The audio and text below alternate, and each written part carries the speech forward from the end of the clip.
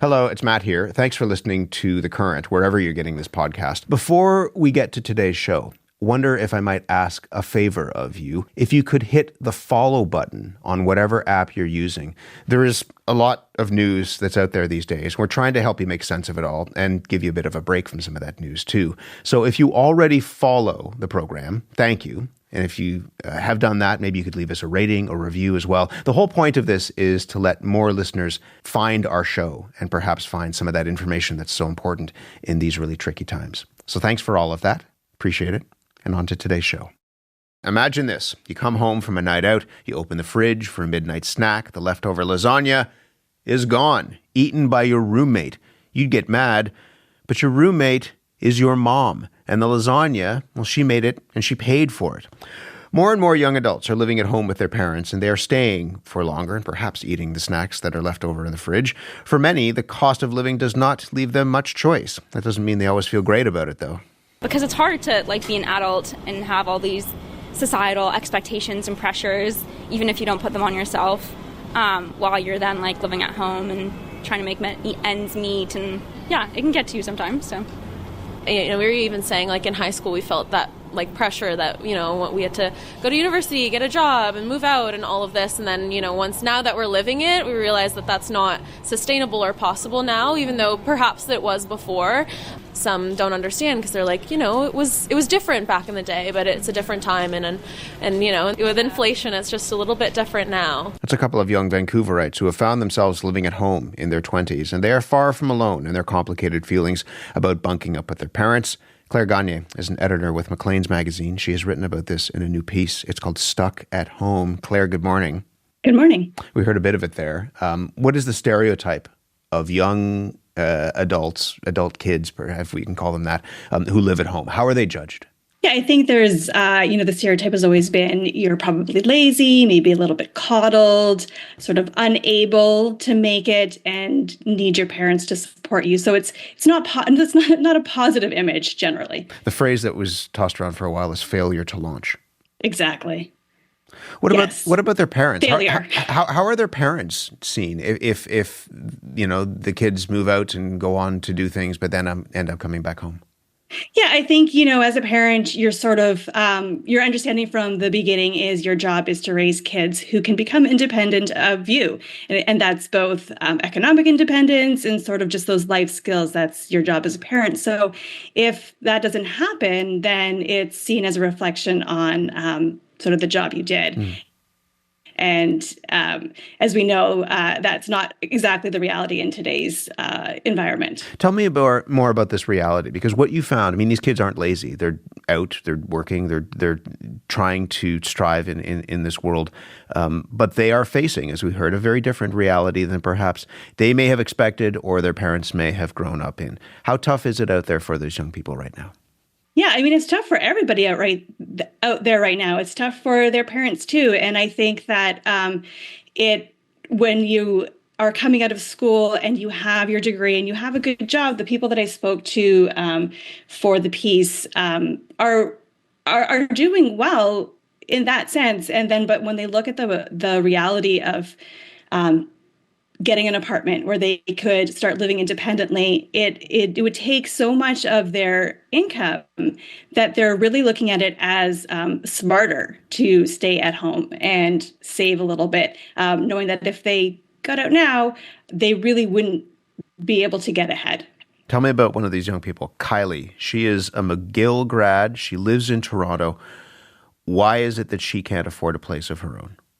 It's exactly that. So Toronto is one of the most expensive places to live in the world. And it's not just rent. It's all the cost of living that people are experiencing right now, cost of food, cost of transportation. And so even though she is working full time, when she did the sort of cost benefit analysis of I could move out and I could live on my own and keep that independence that I had sort of started developing, because she did go away for school and had those sort of great formative years. She just decided that the math didn't make sense. And so she's moved back home. She's living with her parents, and it's not all bad. They are all enjoying living together, but she does miss that independence that she had, and that ability to sort of, be. Be with people your own age. Yeah. She did mention she's noticing she's falling back into some of those old habits she had in high school. Letting her parents cook dinner when it's her turn, maybe not cleaning up after herself the way she expected. So she herself was noticing that she was not being able to be the adult she knows she could be in that environment. What else did you learn about, because it's not just people in their early 20s, right? How much longer are some young people staying at home? Yeah, the data does show that in that 25 to 30 year range, so still, I guess it's somewhat reasonable in your early 20s. You might be still going to school, still getting that job, but in those later 30s, more people are living at home. I think it's a third of Canadians in that age range are living with a parent. I also talked to some families where their kids were in their 30s and, very much the same situation where got a university education, found a job, rent was expensive. There was never a real reason to move out. And so just stayed and now are living as roommates with no real end date. One of those adult children that you spoke with is Eevee. She's 27 years old. And she how old are her parents? 60s and 70s. I believe her father is 72. Yeah. And so she lives at home with them. Why is she still at home in her late 20s? Right. So Eevee, I thought was a great example because she is someone who, she lives in Colona. It's actually quite expensive to rent in Colona. I believe the average rent for a one bedroom is $2,100. And it was a very conscious decision on their part. They had a conversation. She did go to school. She got a master's. She has a good paying job. I believe she makes $70,000 a year. But the decision was made as a family that she would stay at home a little bit longer. And she was consciously saving. And she's sort of reached that point now, I believe she's 27, where she is planning on moving out. So she's got her nest egg. She's got her eye on an apartment. It's quite expensive still. And she knows she's going to have to make some... she's going to have to be saving, but she has reached that point where she's able to move out at 27. So maybe a bit different than what her parents expected. Probably didn't expect to have her there into their 60s and 70s, but they did what worked for them as a family, and they really wanted to be able to support their daughter. $70,000 is a decent amount of money to make. She's not paying rent, and as you write in the piece, in some ways... She says, why would she move out because she has it so good? She doesn't have to do some of the chores at home. She's able to live rent free. Is that a common sentiment that people feel welcome at home, but also that they aren't obliged to chip in perhaps for some of the expenses? Yeah, I think that was a common sentiment in the people I spoke to, and but I do think it really depends on the family's economic situation in terms of whether a child can just stay there for 4 or 5 years and save money, or if that child needs to be contributing. And there were families that I spoke to where the child was contributing. So I think it's one of those things where every situation, every family is different. And the sense that I got from the parents where the child was not contributing, it was not because, they felt they were giving their child a free ride, or they didn't think their child could, or, it was more, that was their way of providing support and a leg up that they actually mentioned. I didn't have that. I was sort of right from the get-go, always behind, wasn't making a lot of money, had to pay rent. And so it was sort of this idea that, if my child doesn't need to go through that and I can support them, then why not? Do you think people who aren't in their 20s understand how difficult it is to live independently right now? You could imagine there is a cohort of people who are listening to this who would say, come on, you're 27 years old, you make $70,000 a year. Now is the time for you to go and make it on your own. Do you think people understand what a younger generation is up against? I think there are certainly lots of people who don't understand, and even in writing this piece, and you mentioned it, I would hear that comment. I think anyone who's who has a child in that age range, who is in that age range, understands. I mean, everybody I spoke to would say, oh, all my friends have young adults living with them. Oh, all my friends are living with their parents still. I mean, one of the people I spoke to, she's a single mom, and she said she goes on dates, and every guy I date, has a young child living with them, or like a young adult child. And so I think it's actually quite common. And so, the stigma around it that, was sort of alluded to at the beginning, I think it's going away. And I think that it's just because when something becomes so common, it can't really be stigmatized anymore. I just wonder whether something's changing, because, I mean, in some ways, and you point this out in the piece, this idea of young people moving out of the parents' home and living on their own is kind of a relatively recent phenomenon, certainly a Western idea, or a fairly Western idea. Has that changed, where people are now embracing a kind of multi-generational family life that for the last couple of generations seemed like it was not something that would be desirable or possible? I think it is changing, but I think that, and I did speak to several sociologists and economists for this piece, and I put that question to all of them. And the sense that I got was that this is a very economically driven phenomenon right now. And it's not a sociological phenomenon. It's not a situation where people have decided it actually makes better sense for their families and how they want to live their lives to be together. It's purely economic. And so I think time will tell about whether or not people decide that, we did it for economic reasons, but actually this was a great way to live, and our society moves in that direction. Clearly, there are many cultures where multi-generational living is the norm, and those, that is something that is prevalent in Canada. But I think everybody I spoke to still had this idea that it's a very ingrained idea in our society that you are growing up in order to move out. That's sort of you're growing up to become economically independent. And actually, if you look at studies and surveys where they ask young adults what makes an adult, generally it's economic independence is the marker of adulthood. And I don't think that is something that has changed in our society. The reality is, when they come back, or if they don't leave, I mean, they're not kids anymore. They are young adults. And that changes the dynamic in the household. Have a listen to what a 30-year-old named Ali had to say on TikTok about living at home. This time spent with my parents was truly a gift. Like, I have become so close to my parents. My mom is literally my best friend. I love spending time with them. They're not going to live forever. I'm not going to live forever. I got this extra time with them that maybe I wouldn't have gotten before if I had met someone or if I was living somewhere else. Like, I don't know. I think there's a different perspective we can take on living at home with our parents. In your reporting, did you see that sort of closeness between kids and parents as well? Absolutely. And every young adult that I spoke to was so grateful for their parents. And knowing that it exactly as that young adult said, it was a gift that they were providing them.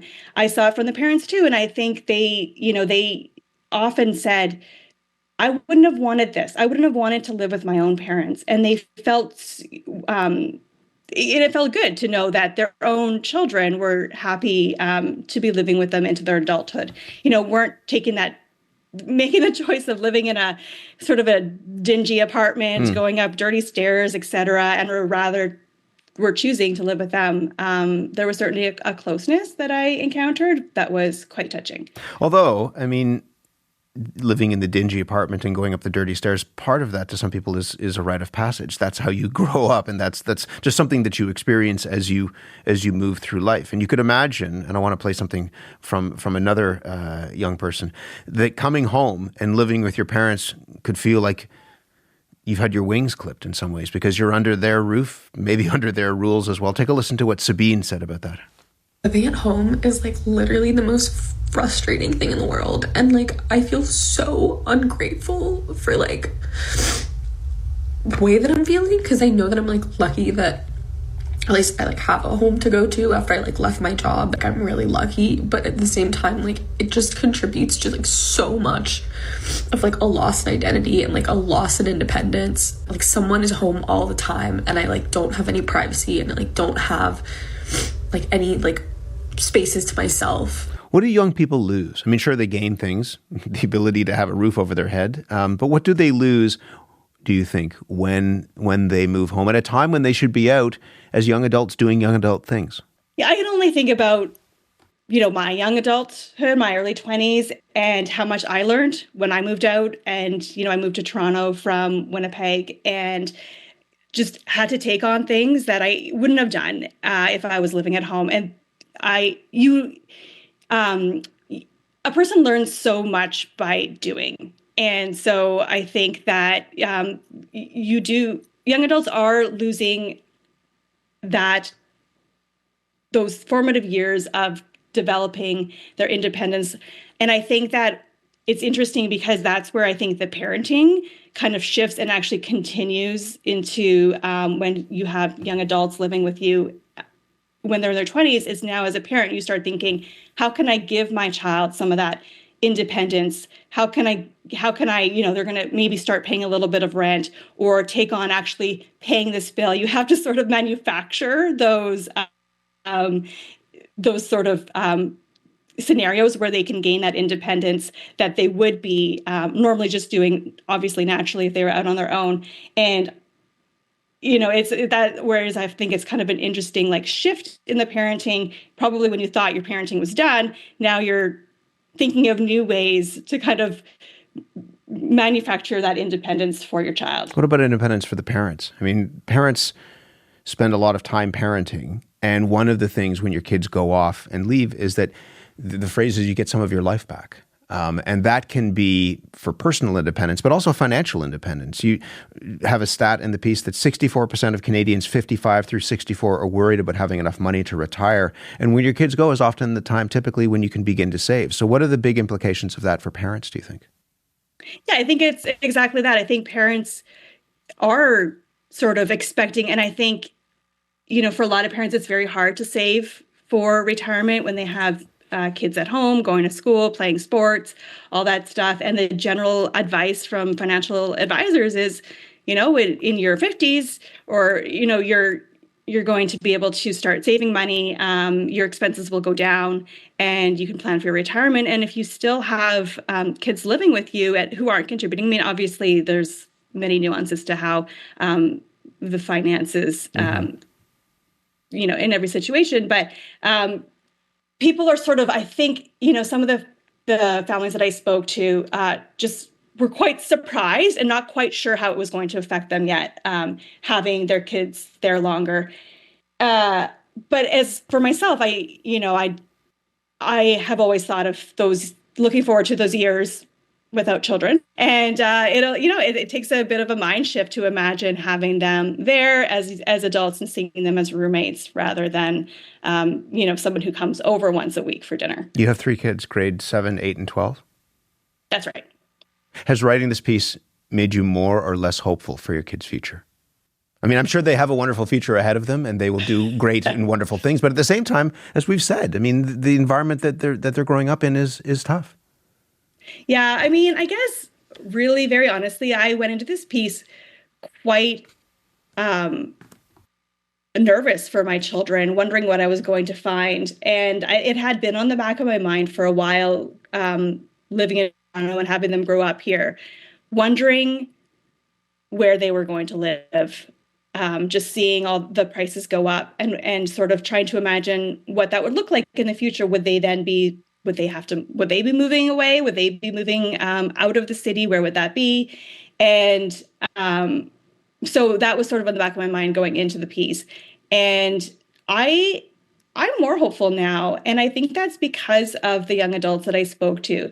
And because even though they couldn't necessarily see where they were going to be living, they all really were looking forward to their futures and finding a way to make it work. And so it won't be that idea where, we've raised them, they're able to take off, spread their wings, and, and that's that sort of our job is done. I think we'll be supporting them for a long time, but I don't see that as a negative. And I think that we all have a great future. Claire, this piece struck a chord with me, certainly, but with a lot of readers as well. I appreciate you being here. Thank you very much. Thanks for having me. Claire Gagné is an editor at Maclean's magazine. Her piece, Stuck at Home, is available now on the Maclean's website at macleans.ca. Are your adult children still living at home? Have they returned home? How's that going for you? Has it caused, we talked about financial pressure, but also just a mind shift in terms of what you thought was going to happen versus what is actually happening? And if you have moved back home, we would love to hear from you as well. What is that like? And what's driving your decision? There could be good, there could be bad. You can let us know. You can email us, thecurrent@cbc.ca.